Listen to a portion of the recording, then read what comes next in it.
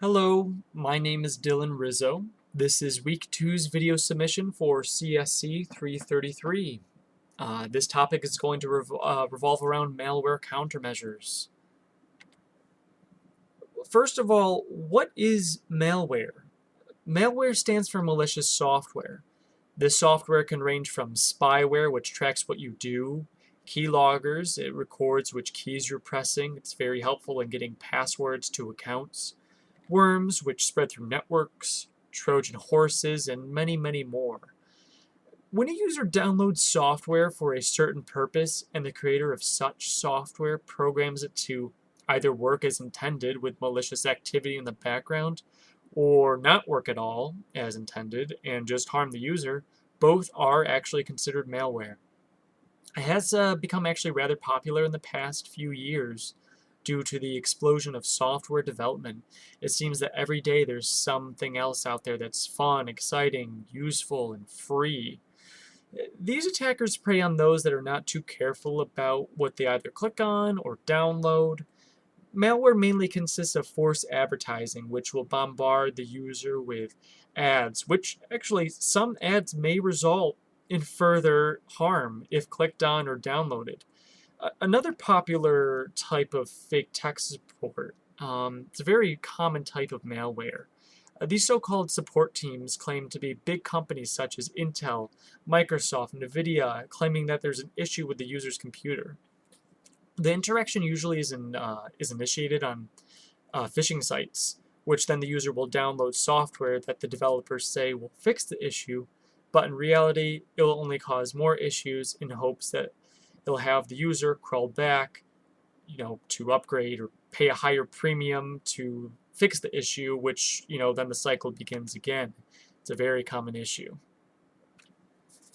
But if you're still having issues trying to wrap your head around the idea of what malware is or what it does, I would consider the analogy of Lord of the Rings.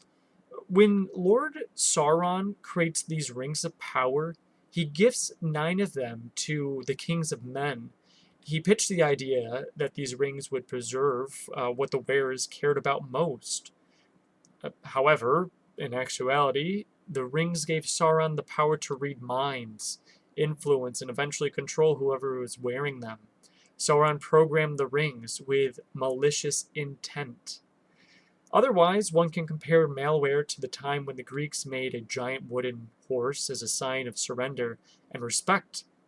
Obviously a lie. From the Trojans, the enemy at the time, took the horse behind the city walls to celebrate their so-called victory. Obviously, the horse was a trap.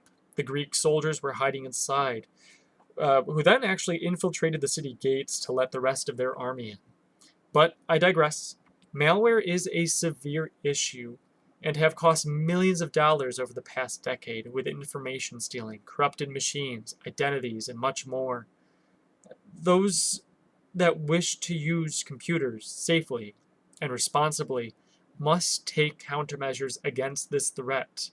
One being that one should only download, install, utilize, what have you, commercial software obtained from reliable, well-established vendors. Software that works works as meant to costs money to make. It usually costs money to have them. So don't go searching for cheap free software when a trusted version is only 20 bucks. Also, check reviews. Have a questioning attitude. Does the name of the software fit the name of the website I'm on? You shouldn't be downloading Google Chrome from freesoftware.net. Google Chrome is downloaded from google.com. That's where you download Google Chrome. 2, test all new software on isolated computers. Obviously, this can be a little bit taxing if you don't have like a spare computer, but many industry-leading companies do this as a practice, and it would be only just as smart for a normal consumer to do it. Download the software, but first on a junk computer or a test network. Check to see if it's malicious, and if it is, no harm done. Just factory reset the computer or trash it. 3, open attachments and other potentially infected data files only when you know them to be safe. So I hope all of you know not to open any links to Nigerian princes. Chainmail is actually a big cause for this. Try not to open any links or download an attachment from forwarded chain emails. You never know what's actually behind that hyperlink. That click could cause email spamming from your account, which will spread to some of your or all your contacts. Also, if you weren't expecting an attachment, don't open it. Contact the person first before proceeding. There's a reason why curiosity killed the cat.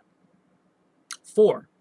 Install software only when you know it to be safe. Double check that the site you're on actually matches up. Just like I stated before, if your antivirus is yelling, which by the way is best to have some sort of antivirus on the computer, but if it's yelling at you that this piece of software is a high threat, probably not a good idea to proceed. Most antivirus companies have a record of which pieces of software or which sites actually feed malware or other types of viruses to users. 5. Recognize that any website can actually be, harmful, or at least potentially harmful. Look for privacy policy statements. It should be a link towards the bottom of the page. Any reputable site will have one. Do you have a valid contact information? Can you see their contact information? If you have one, obviously they should have one. If it's a reputable site, they'll have their information on there. Are there any misspellings or weird / crappy layout designs? Check their Facebook page if they have one.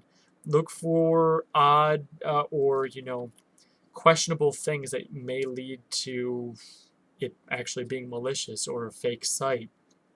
And 6, which honestly is probably the most important in my opinion, backing up your data. Backing up your data is immensely wise, and creating a system image of your operating system is even wiser. It is so important to copy everything. As long as such copies are secured in a safe or in an offline server in a locked room.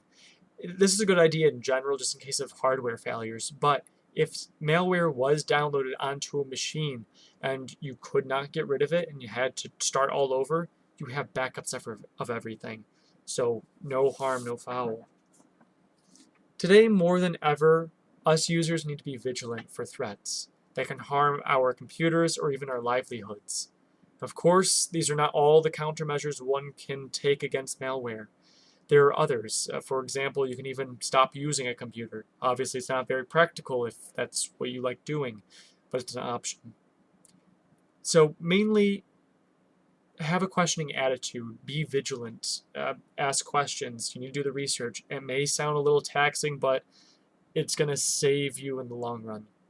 Thank you for listening. Stay safe out there and have that questioning attitude. Thank you.